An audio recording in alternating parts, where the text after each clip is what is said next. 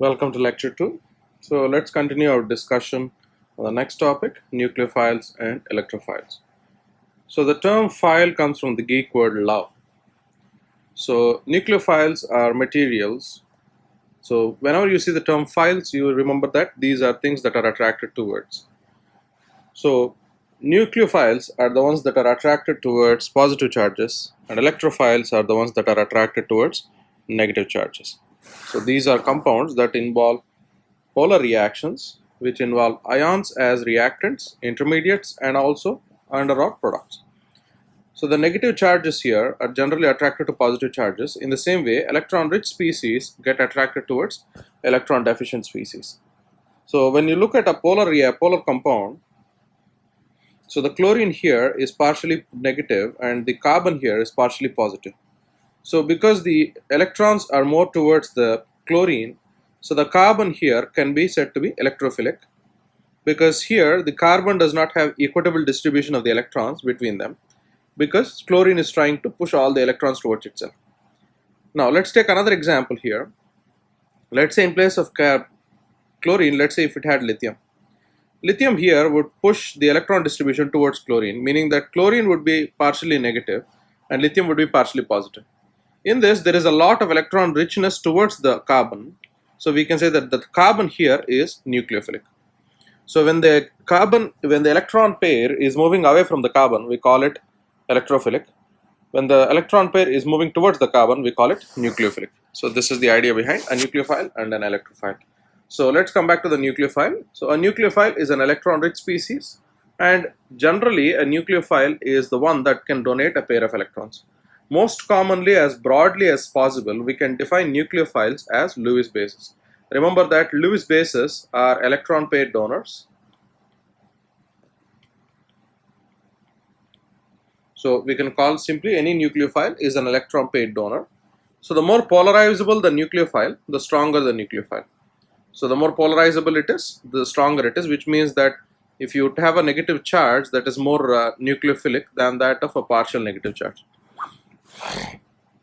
So all these are examples of nucleophiles. For example, methyl lithium, ethoxide, ethanol, and 2,3 disaturated. No, sorry, 2,3 butene, 2 butene. Next is an electrophile is an electron deficient species, and this is the one that can accept a pair of electrons. So electrophiles are generally Lewis acids. So Lewis acids in simple sense are electron pair acceptors. So these are carbocations, and partially positive atoms are generally the ones that are electrophilic. So carbocations are carbon atoms with a positive charge, and partially positive atoms are the carbons that have a partial positive charge. We can call these as electrophilic substances. So these are some examples. Let's take an example of these parts here, and let's try to suggest which one is nucleophilic and which one is electrophilic.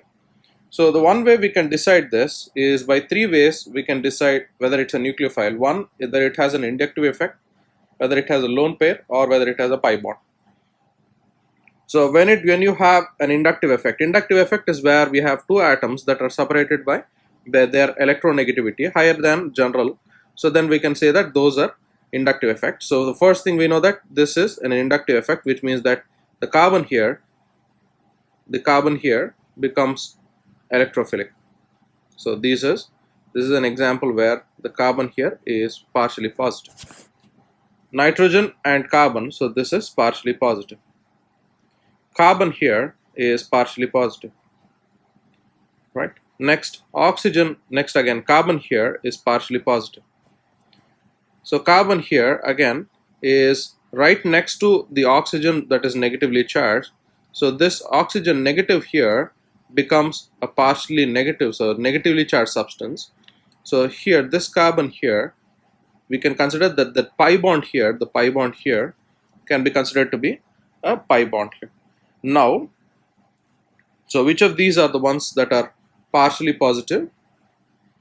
Number one is an inductive effect. So all of these are examples of, so all of the partially positive ones are examples of electrophilic centers. And anywhere you see a negative, all the positive charges are electrophilic centers. Next, you have a negative charge. a negatively charged carbon here, this is a nucleophilic center, right? So this is an example of a nucleophile, and this part 9H2 is an example of a nucleophile, and OH is an example of a nucleophile. So these are atoms that can act as nucleophiles.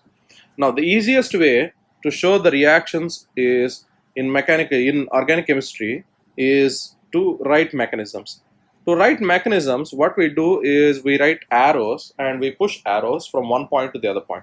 So we use curved arrows here. What do curved arrows show is that they show how electrons are moving. Now the electron movement in the entirety is only done in two ways. Either we are showing that the bonds are breaking or whether the bonds are forming. For example, here there is a base that is attacking an acid.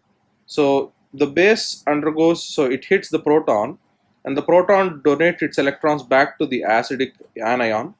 And when the arrow is hitting here, this is actually, so the first arrow here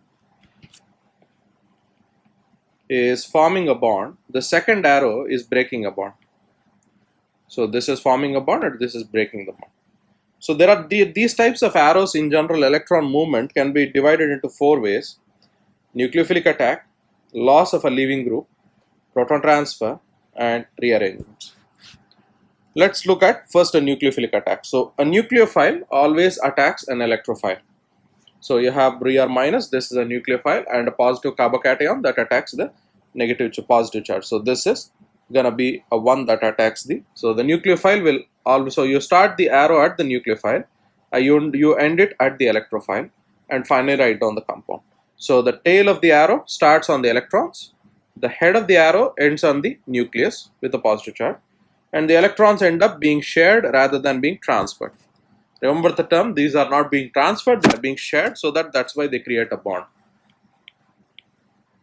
So this arrow here is actually forming a bond. So this is an example of an electrophilic substitution nucleophilic attack where you have ROH attacking the electrophile. Now there are chances that some reactions might require more than one arrow.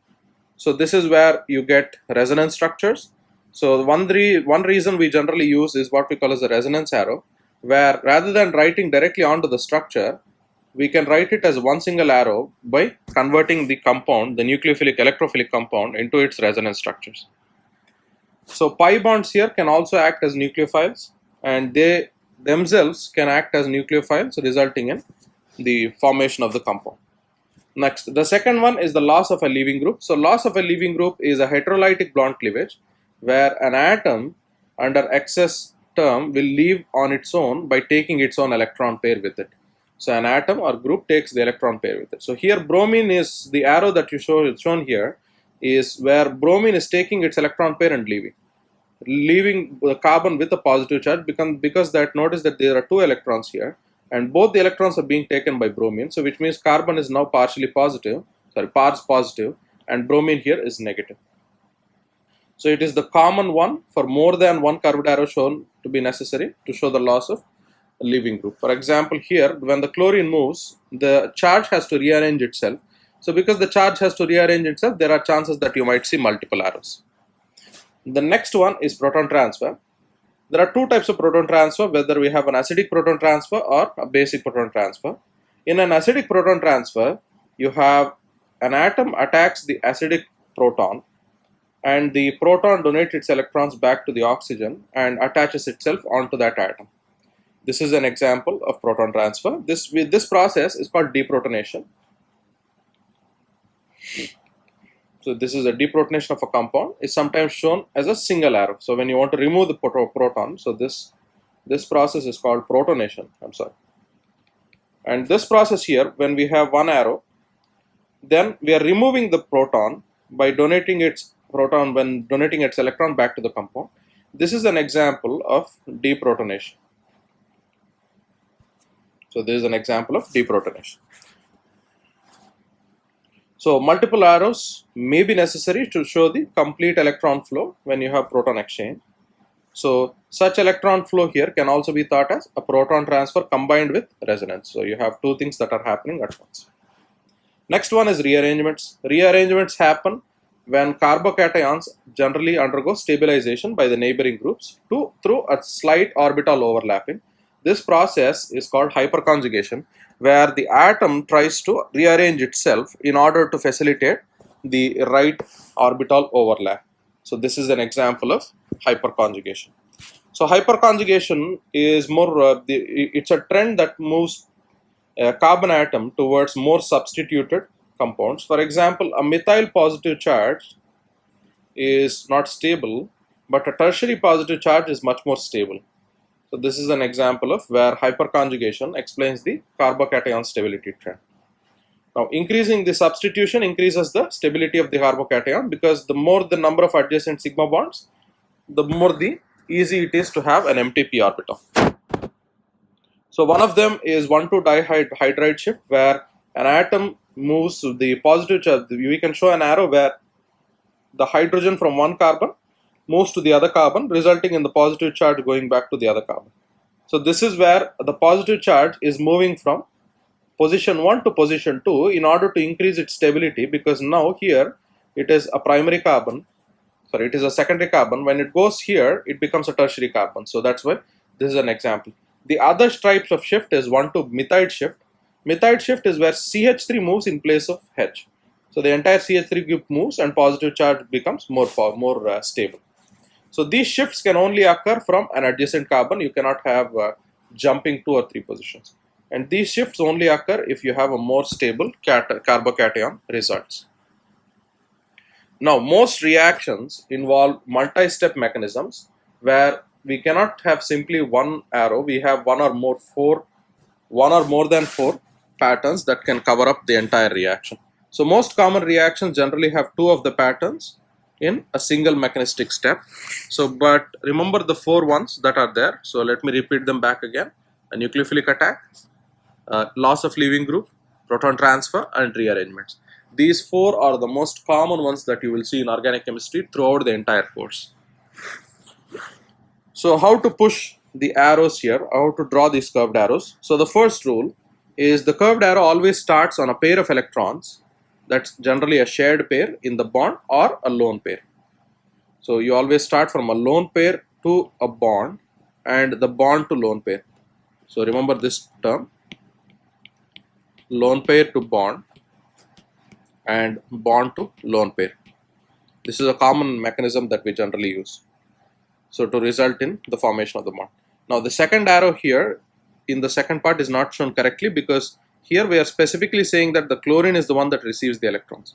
So we have to make sure that the oxygen goes from the lone pair to a bond to carbon, and then the carbon to another atom. So the bond to another atom.